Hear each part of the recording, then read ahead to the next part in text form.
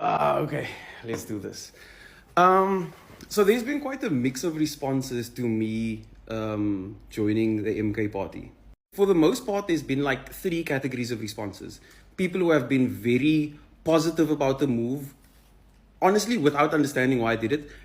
People who have been very negative about the move, also without understanding it. And then people who have watched the podcast, which I know a lot of people haven't done, which I really encourage you to do. Go watch the full podcast on SMWX on YouTube. And most people within the first 8 to 10 minutes of watching the podcast just go like, okay, I get it. It makes sense. Then there's also a sense of disbelief in two ways. The one sense of disbelief is like Darren has abandoned women and the LGBT plus community. He's not standing up for gender equality. He's not standing up for minorities anymore. That's the one form of disbelief. And then the other form of disbelief is that it's impossible that the party is pro-gender equality and pro-LGBT plus. So I think people are trying to reconcile which one of those two is actually happening because they don't want to believe either. And the reality is, after speaking to leaders in the party for several months and after working in the party with MPs and with officials in the party and with my research team for the past maybe 4 weeks, everybody involved in the party is pro-gender equality. Everyone involved in the party is pro-LGBT plus rights because they understand that they are a very real part of South Africa and therefore want to protect them as South Africans. You don't have to believe me, and maybe it hasn't been articulated as well as you would have liked it to be within the first year of the party existing, but I'm telling you about my experience in the party. And so fortunately, we live in a democracy, right? And so if the party is not elaborating on gender equality or on LGBT plus rights specifically, like as much as you would want them to, you don't have to vote for the party in the 2026 local elections. But if over the next few months the party does start to elaborate on it and start to speak on policy that affects women and particularly minorities, then you obviously have the option of going with the party. What I'm saying is the scrutiny that you have for me and for the MK party and for all political parties is healthy.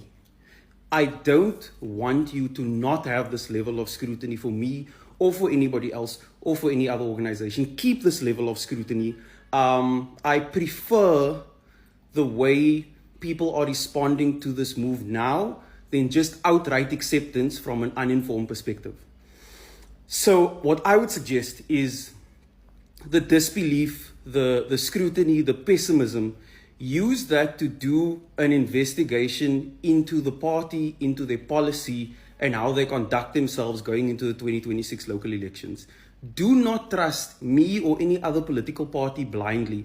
I know that I contributed quite a bit in terms of taking apart manifestos and constitutions and all those things over the past few months, but now I'm working in a party. So you can still take what I say, but obviously, you can also accept that I'm in a party, and so you don't have to take every positive thing I say about the party at face value. You can also do some work in terms of evaluating it for yourself. So you're going to have to do some work yourself as well.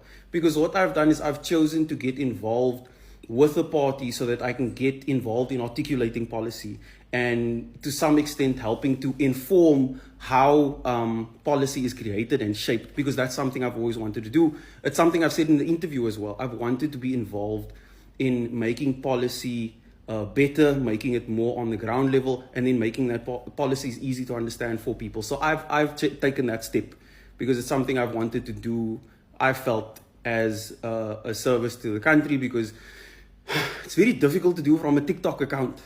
It's very difficult to inform and shape policy from TikTok. Like, you have to get in there if you want to make those changes. And so that's what I've decided to do. And so if you feel like I have compromised some of my own values or I've stepped into a gray area because of that, that's fine.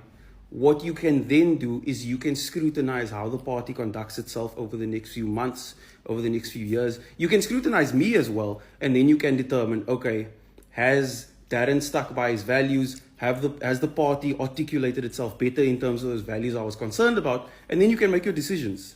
Then you can decide if you still want to listen to me, if you still want to watch my content, if you want to support the party or not support the party. However you want to do that is entirely up to you. But I'm always going to encourage you to make that decision from an informed place. Don't just run with the fact that you saw me with an MK hoodie on. Go watch the interview. Go read the party constitution. Scrutinize everything I say and everything you read and everything you hear so that you can, again, I understand it was a bit easier when I wasn't politically aligned or politically affiliated. But again, I had to choose between staying neutral and not being able to be actively involved in how policy is articulated and shaped, or getting into the trenches and getting my hands dirty and doing some of the work, particularly with the research team. So you still get to choose. You still get to decide on everything you wanted to decide on. You can still come to me if you want guidance and that kind of stuff. You can still understand or decide if you want to filter that, assuming that there's a bias that I have, which is completely fine. But I'm still there to offer up information. I'm still there to create content and inform in what's happening in terms of current affairs and socioeconomics and politics. That's still going to happen. How you take that from me is entirely up to you to decide.